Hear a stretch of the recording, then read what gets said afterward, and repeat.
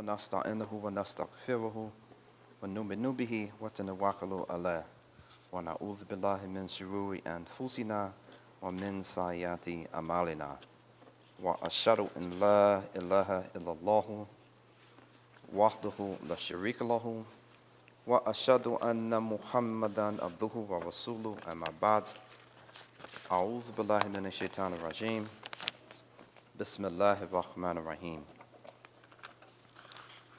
Brothers and sisters, throughout our day-to-day existence, on every single day that Allah subhanahu wa ta'ala allows us, returns our souls to us from our sleeping at night and allows us to wake up the next day. Every single human being will sacrifice for something during that day. That every single day that we are alive, every day that we get up out of our beds, we make a sacrifice. And the extent of our sacrifice is determined by what we value and hold important. Not just for that particular day, but in the larger scheme of our lives. That if a person has no value that they place on their energy and their physical ability to do anything in this world, they will just sleep their days away. Their sacrifice will be that I will not do anything this day other than sleep. I will sacrifice any productive activity because I put more value on sleep than I place on getting out of my bed and engaging the society. And so for the purpose of the khutbah today, I want to talk just a little bit about sacrifice and how we can look at our personal sacrifice and see within how much time and energy we put into a thing, whether this is a job, whether it is school, whether it is a relationship, regardless of what it is, we will only get out of it what we put into it. Brothers and sisters, Allah subhanahu wa ta'ala, our creator, knowing our natures, didn't just leave us alone and try to have us figure out what is important for us to sacrifice for on a day-to-day basis. If this were the case, we'll spend most of our lives grasping at straws, trying to figure out what should I be spending my time, my energy, my money on. But Allah subhanahu wa ta'ala makes it very simple and clear for us. He reminds us of the purpose for which we were created and then gives us and assigns us roles that would demand a sacrifice from us on a day-to-day basis.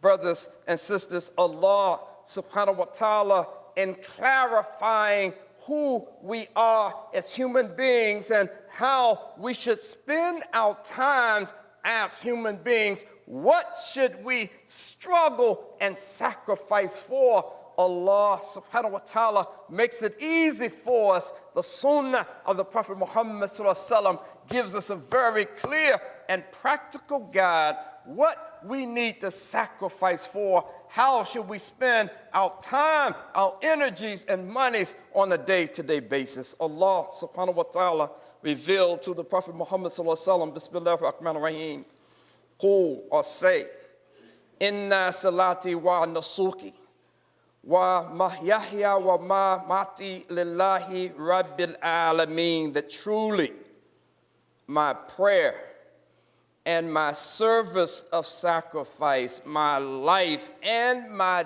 death are all for the Rabbil Alameen, the Lord of all of the worlds.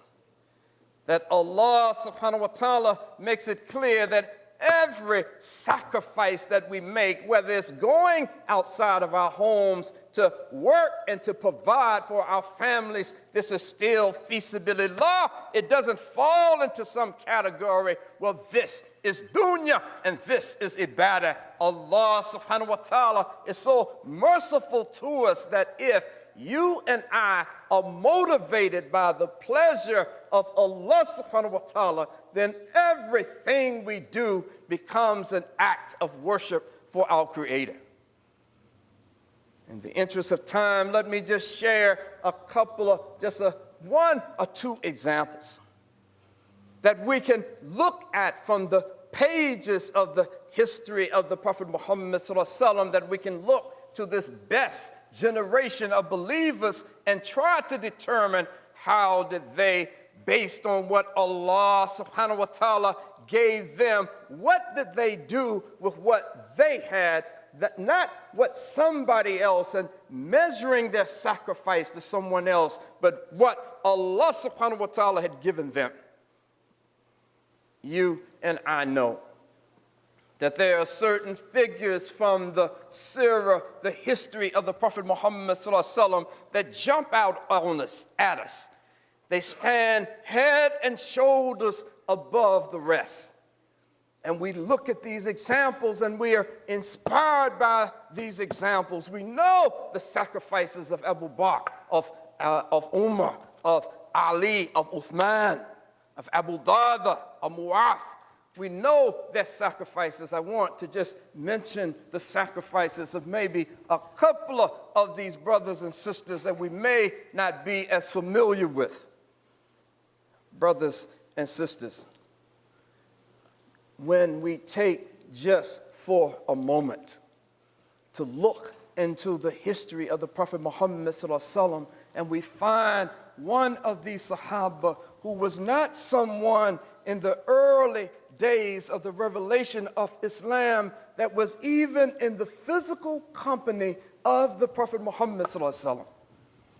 That we have at one of these Sahaba who was not an Arab, he was not from Bani Hashim, he was not of the Quraysh, but the Prophet Muhammad sallallahu alaihi wasallam would say about him, because of his sacrifice for this deen, that he is of my family. Everybody at a point in the history during the leadership of the Prophet Muhammad sallallahu alaihi wasallam wanted to claim Salman al-Farsi. They wanted to claim this brother from Persia because of his sacrifice, because of the spirit that he had. Everybody wanted to say, he's of our clan. No, he's from my tribe. And the Prophet Muhammad sallallahu alaihi wasallam said, no, Salman is of my family.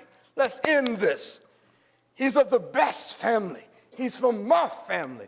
When we take a minute to look at his story, even how he was able to arrive at submission to Allah subhanahu wa ta'ala under the leadership of the Prophet Muhammad sallallahu alaihi wasallam, he gave up a very comfortable life.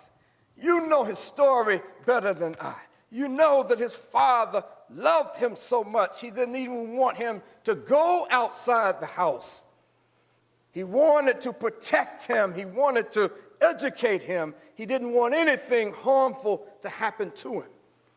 And then one day, his father told him to attend to the business affairs. I'm so busy as the leader of this village that you have to go tend to the business. While he was on his way, you know the story, how he heard some Christians worshiping. And this started a process where he ended escaping from his father when he told his father, I like what these Christians are saying, and escaped to Syria so that he could worship his Lord in the way that he thought was best for him to worship. That he left behind everything that he had, the luxuries that he had and all these things. He ended up getting sold into slavery. He was bought by this Jewish man, and then he was a nice guy, and then he was sold, I think, to his nephew. His nephew was not as nice. He overheard from, as he was pruning dates in a tree, he overheard what a Christian in Syria had told him about a prophet who was going to come. and that this prophet would be known from various signs. He would be very honest, and that this particular prophet would be someone that if you gave him sadaqah, he wouldn't touch it. But if you said this is a gift, then he would indulge. So in the interest of time, we find that Salman was able to embrace Islam at the hands of the Prophet Muhammad ﷺ at tremendous sacrifice, and his life as a Muslim was one of sacrifice, as Allah subhanahu wa ta'ala had made it clear that everything that we do, every sacrifice we make, our life and our death should be for Allah subhanahu wa ta'ala. Let me just share the story quickly about another of these Sahaba that we may not be quite as familiar with. But we all should know his name and his story because Allah subhanahu wa ta'ala references him in the Quran. Abdullah ibn Maktoum. Maktoum was born into this world blind, that he was born without any sight whatsoever. But there was nothing wrong with Ibn Maktoum's ears and nothing wrong with his heart. So while living in Mecca, almost as soon as he heard the message that the Prophet Muhammad ﷺ was extending to the people of Mecca, Abdullah ibn Maktoum was one of the first to embrace Islam. Here's a blind man with no wealth, with nothing of worldly value, that people would look at this man and say that this is a wonderful person. So Ibn Maktoum, as we know the story, that as one day when the Prophet Muhammad ﷺ was busy in his dawah, talking to the leaders of Mecca, like Umayyah ibn Walid, the father of Khalid ibn Walid, talking to people like Abu Jahl, talking to Shayba and other people who were the leaders of Mecca, Ibn Maktoum, because of his love for the Quran, came to the Prophet Muhammad ﷺ, and remember, he's blind. So he doesn't see who the Prophet Muhammad ﷺ was talking to. Maybe it wouldn't have made any difference if he had seen him. But he went up to the Prophet Muhammad ﷺ while the Prophet ﷺ was so busy trying to give dawah to these tribal chieftains, thinking that if they embraced Islam, then Allah subhanahu wa ta'ala will strengthen this young ummah, this developing ummah in Mecca. And so the Prophet Muhammad ﷺ, as Allah subhanahu wa ta'ala tells us in the Quran, turned away from Ibn Maktoum. He frowned at him and sort of pulled away, without saying that his body language would say, can't you see who I'm talking to? I'm talking to these important people. And here you come, just wait, just be patient. Allah subhanahu wa ta'ala didn't wait. And Allah subhanahu wa ta'ala revealed a surah chastising the Prophet Muhammad, Surah Abasa, the 80th surah in the Quran, chastising the Prophet Muhammad sallallahu alaihi wasallam. That what makes you think that these chiefs that you are so just fervent about, you think that they may believe, forget about them. What about this person whose heart is just crying for this team? And you're turning away from him, and you are trying to spend so much time with these rich leaders of Mecca. Read the surah, Surah 80.